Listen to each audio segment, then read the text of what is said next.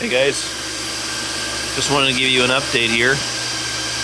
I am changing out this smaller AC Infinity inline fan to this is an 8-inch, to a larger 12-inch, and I can't believe the size of these things. Here is a KD6 unit just for size comparison. Looks like it could suck that thing right through. I don't use a lot of these. I know a lot of you guys will hook these up right to the unit itself and blow out, but that's fine. Gosh, my video is all weird here. What's going on with that?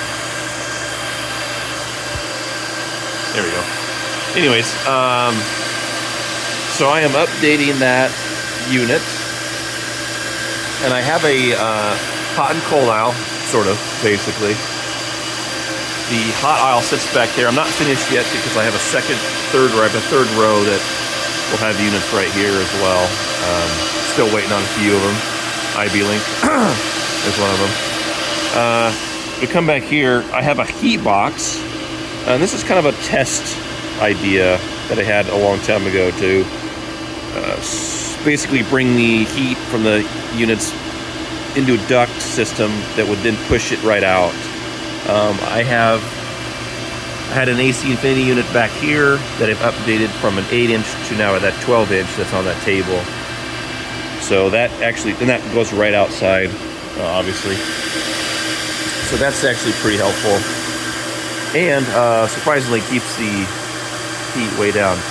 Now, that being said, in a larger scale facility, typically builders will set up a hot and cold system equal to 500 CFM per ASIC machine. That's slightly probably overdone, but depending on the weather and the air and all that kind of stuff, it's probably pretty accurate. These are 720 something CFM. These will do 1600 and something. So I could probably fit comfortably 3 units on this exhaust. Compared to this one, I was running about 4 of them at one time, and it was more than it could handle based on the temperature, on the exhaust temperature. So yeah, like I said, I'm not an expert by any means, but they say typically 500 CFM per unit, depending on the model, of course, which is equal to parts of 500 incoming. So if you're trying to get rid of 500, you want 500 incoming. This shop is kind of a test unit, and it's next to my place, and so I don't have that much incoming, but I'm going to redo some stuff here.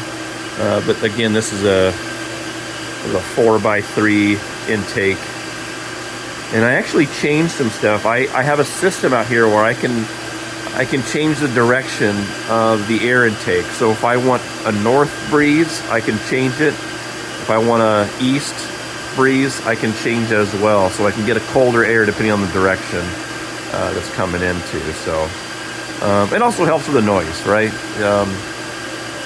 It's sort of like day and night between in here and outside. So which is what I want at this location, anyways. I also had got a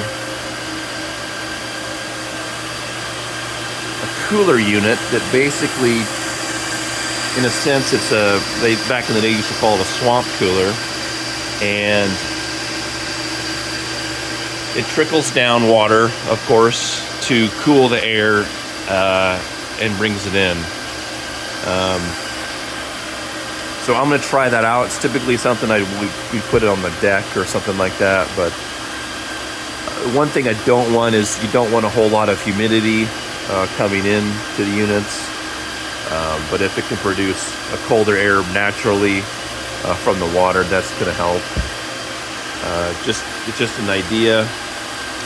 Typically with those units as well, it reduces the dust because that water curtain absorbs all that dust before it pushes it back out. So As long as they don't have a lot of moisture, we'll see how that goes. But it's a larger unit. It's in the garage right now, so. Other than that, that's kind of what's going on for now. Waiting on a few more units and trying to just stay steady. All right, see you guys.